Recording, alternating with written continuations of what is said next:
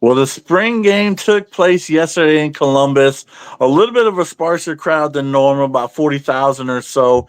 But we got to see the talent at quarterback and got to see all these players come back and put their display on the field for Buckeye Nation to see. Rob was there live in person. He got to see it firsthand, up and close and personal. Rob, give me a few takeaways from the game, man. First of all, start with the quarterbacks, I guess. Man, that's one position I was really looking at because for the past 2 year prior 2 years, Yeah. we had the McCord Devin Brown situation. Very last minute seemed like there was some uncertainty, and then the year after, we had Howard, newcomer trying to learn the system in such a short time, and Brown was also in the mix as well. Just another uncertainty.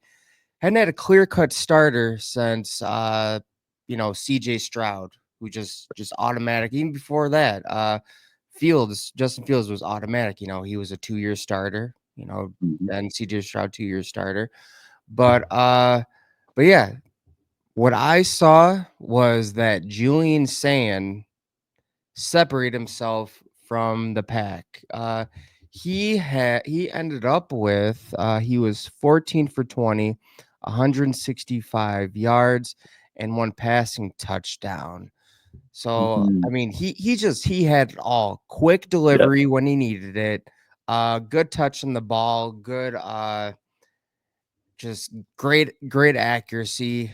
Was able to take his time, find his receivers, make his reads. Yeah. Little to no mistakes. I mean, at the beginning, it had to be like he was all tight, just trying to get loose. Sure, for You sure. know, calm the nerves. But other than that, I mean, he took it over. And to note that all the three drives that he led, they ended up being touchdowns. Yeah. So Yeah, including St. the first. yeah, St. Clair has some work to do. He threw a pick six to freshman cornerback, which actually no, he is Fahim Deline. I think he's a Yeah. safe. He's a safety, isn't He's he? a safety, yeah. Yeah. So threw a pick six to Fahim Deline. I think he threw another interception. But Keen Holtz, you know what? Dude's a competitor, a natural athlete, but Yeah, sometimes that's just skipped it. not good enough, man. I mean, we need someone out there who like, especially the state of the receiver room, which I'll get to by the way. Certainly. We need someone who can deliver the ball properly, accurately, and just has On the time. tangibles to, lead his team down the field. And I think, you know, you got to give that to Sand. Yeah, he was certainly calm out there. He was certainly finding the receivers and open and hitting them in stride, hitting them in the numbers, and right in the hands where it needed to be. And Keenholz, he certainly started really rough. I do give him a little credit. He settled into the game, had the long touchdown pass to Mylan Graham on the slant. Um, but you could tell he was erratic with the throws. He was very nervous and he wasn't quite ready to perform in front of the crowd, even though it wasn't a huge Ohio State crowd yesterday. Um, and then St. Clair, as you mentioned, definitely has some room to grow. He rockets every single throw, and that is just not something you can do yet. So he's got some learning curves, and he'll get better. I'm very, adamant about that fact. But he did come from small town Ohio ball in Northwest Ohio, and it's definitely a step up in the level of competition coming from there to Ohio State University. Um, Talk about the big uglies, man. The offensive line and the D line, bro. We're as we know, we were placing all four stars on the D line.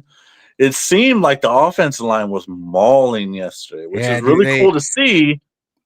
We can also I, maybe give you a little bit of cause for concern for the D you line. know, I didn't, it could either be that the offensive line is going to be really good this season, Mm-hmm. or there's a lot of work to do Sure. on the defensive line.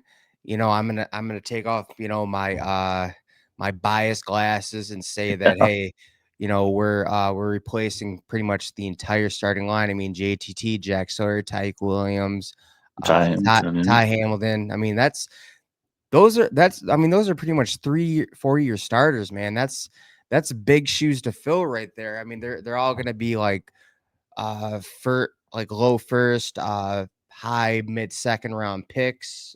Precisely.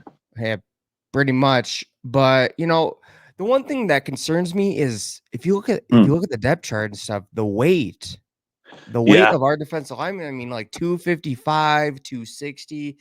I mean, Houston is dude, smaller, Tyleek Williams and all them, they were like what 295, 300 295 pounds. and up.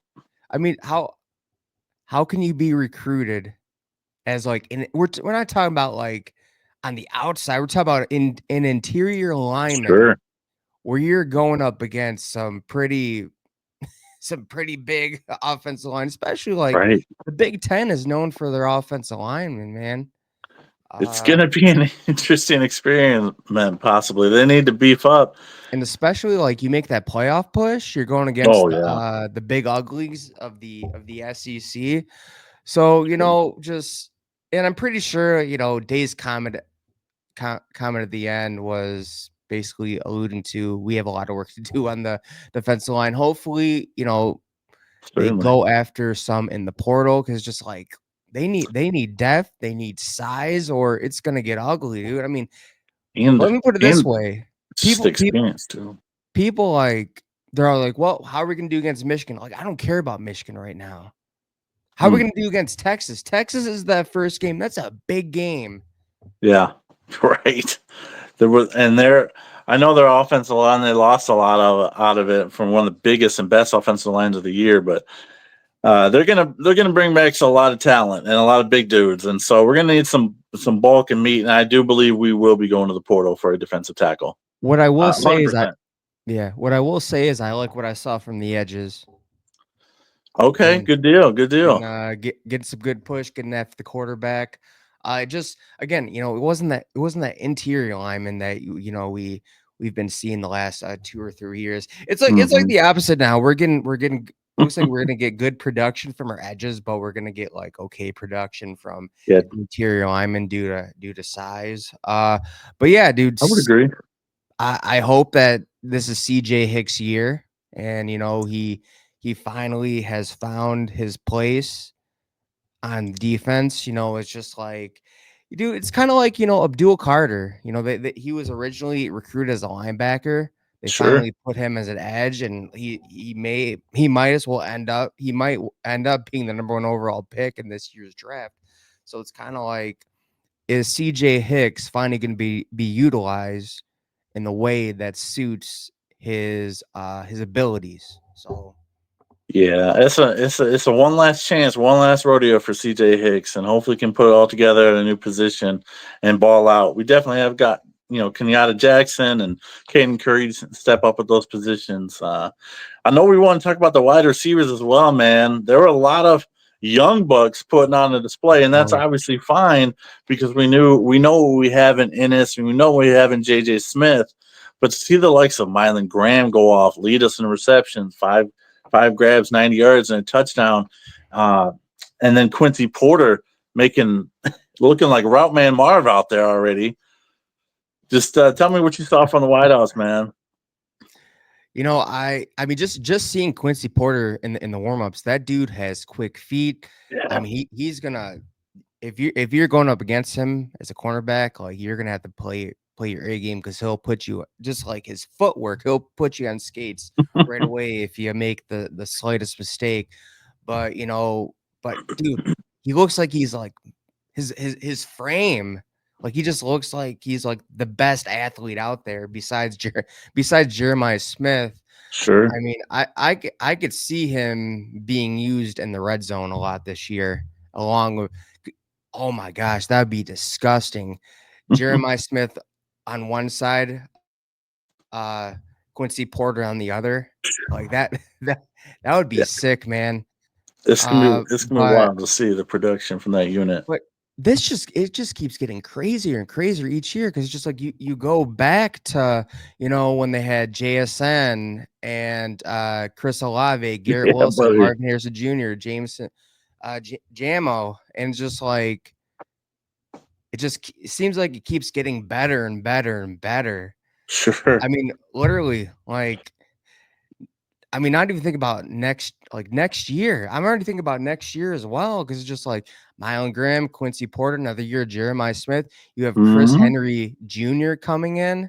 I'm saying, Uh, man, like it's just the rich get richer at that position, right? it's ridiculous, man. I mean, we pretty much have like everybody on this team is a wide receiver one. They could be a wide receiver one at any school, but And you know, they were saying that on the broadcast yesterday too. it's just it's ridiculous. I mean, you gotta give props to Brian Hartline. I mean, Absolutely. I'm glad they backed up the Brink truck. They made an offensive coordinator. Yes. But not trying to go on a tangent, but shout out to Mylan Graham. Looks like he put in a lot of work during the off season. 100%. It's clearly showing. I mean, he had a game yesterday. I mean, it's just and not just going up against any secondary. It looks like Yeah. this Ohio State secondary is going to be pretty much elite again. But Mylan Graham, I think he had like 5 catches. It was over 100 yards. It was like 100, 101, 102 yards, Okay, and gotcha. he had a touchdown. Big body frame, gifted, great hands, great Good speed. concentration. Ooh, Yeah, good speed, man. But yeah, it's just, another year of an elite zone 6, man. yep. It's wild to think about, man. Ridiculous. It's just outrageous the talent and how we're going to be able to distribute the ball this fall, man. Like, how are these people going to get enough touches? Because it's with Ennis in the slot and JJ out wide. Who's going to step up? Is it going to be Graham or Porter in that third wide outside receiver spot? It's going to be quite the ferocious, intense battle. And then obviously we have 4 and 5 wide receiver sets at times as well. And then we can't forget Max Clare, who made an appearance with a touchdown as well yesterday, splitting the safeties yesterday. And Julian Sain delivered the perfect ball right over the middle. And we're going to be very hard to defend. Dude, that tight end, he's going to be a problem, man. He I really mean, is. dude, he's a wide receiver at the tight end position. He's like a Travis Kelsey or Mhm. Jeremy Shockey type deal, or He's even very fluid and got Tony great Gonzalez hands. or Jimmy Graham. Like, That's a good comparison. I think based on just play wise and what I saw yesterday and at Purdue a little bit, Kelsey seems to fit the mold for sure. yeah, Just very yeah. fluid and fast for a tight end. Great hands, great route running. It's gonna be fun to watch, man. Um, a little more on the negative side. You probably didn't see this, but Aaron Scott threw a punch at Quincy Porter yesterday, a full out punch, and it was pretty ugly. Like he Porter tackled him to the ground in a run play, and full legit block, and he got up, punched him. Porter looked at him like, "Are you serious, bro?" And then Aaron Scott shoved him again after that. I'm like, dude, you're doing that to your own teammate? That's an ejection from a game, automatic ejection, and it was a bad punch. Like it was as hard as he could hit him. It wasn't like this soft little thing. Um, so I'm a little concerned. Aaron Scott used to be my favorite recruit in that class, and now I'm thinking he's a little too hot headed and might not be able to make it at Ohio State, the former 5-star cornerback. Man, look, you can't go off one situation, man. He's still a young guy. I guess there was another Finally, situation in the game too, though. He stepped over Quincy Porter in the end zone. I'm like, this guy is a head case, bro. I mean, And man, so dude, hey, I'm a hey, little hey, hey, concerned. I'm not gonna front. hey, iron sharpens iron. Of course, dude, you're going against the best of the best on secondary and wide receiver. Of course, there's going to be some Mhm. chirping and trash talk, and emotions are going to get high. You're going up against your own teammates, but if he does that in an actual game, then see ya. Yeah, that's an automatic ejection, bro. So we'll see how we'll keep our tabs on It that looks story and like we'll see he's how going to it be develops. Aaron Scott looks like he's going to be starting, man. He might be got a lot of run yesterday. He really did get a lot of runs, so we'll see. Um, I anything else that stood out to you? Bo Jackson, freshman Hundred running percent, back. 100%. Looks like he's gonna. He'll get some playing time this year. He will. He's looking to be a workhorse, dude. Yeah, he He's got really has speed some as nice well, man. runs. He's got speed. He's speed. got good vision too, from what I saw yesterday as well. And Yeah, so that's exciting to see, man. He looks like he might be the most complete back on the team. Uh, Donaldson looked really good too. he can Um, catch passes out of the backfield, dude. yep, That's what we need as well. yep, yep. That's So, what we had in Henderson and Junkins, and you oh, for know, sure, for Peoples look sure. good as well. Yep, yep, yep. I Now would agree with that. is Turbo Rogers? Is he just gonna redshirt the year? He just might, man. I didn't see his name mentioned at all yesterday, Nah. so Yeah. it's not looking Did good for Carter him. Lowe get out there? I know that I'm close, but there, sometimes, Uh, it was hard to see things, man.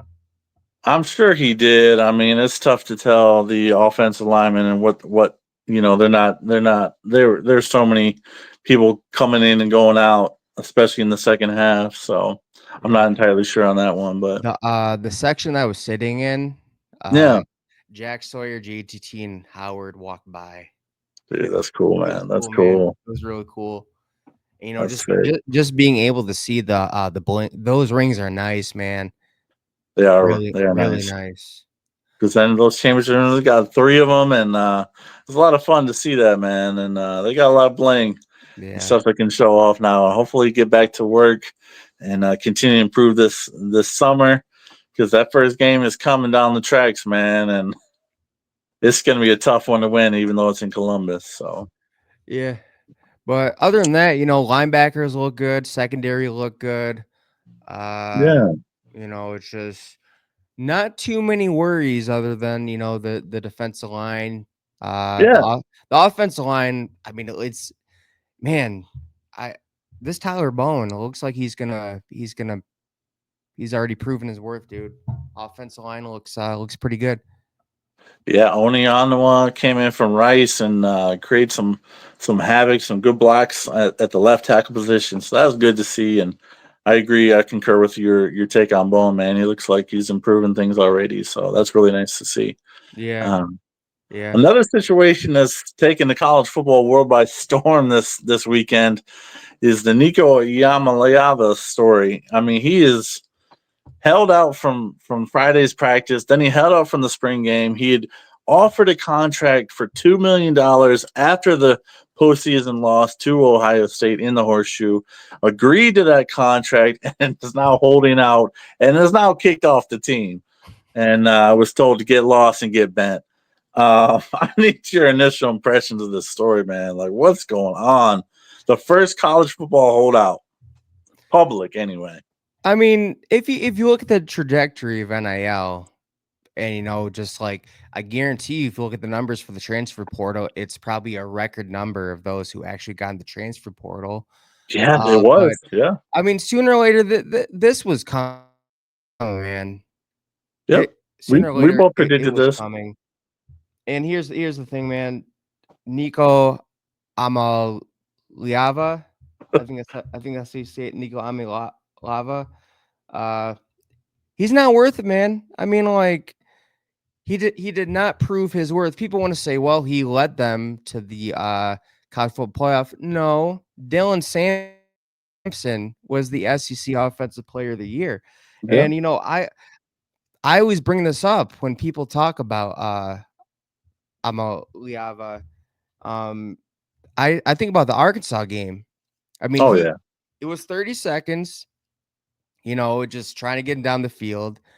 The Boneheaded mistake. literally, it's and this is the screenshot, dude. It was 4th and 8, and Time there's winding down. time winding down, and he decides to try to go out of bounds, and just like Didn't throw the ball in the end zone. What are you doing? he Give didn't your even team a try to throw chance. the ball, dude. This is what happened. He stumbled, Yeah.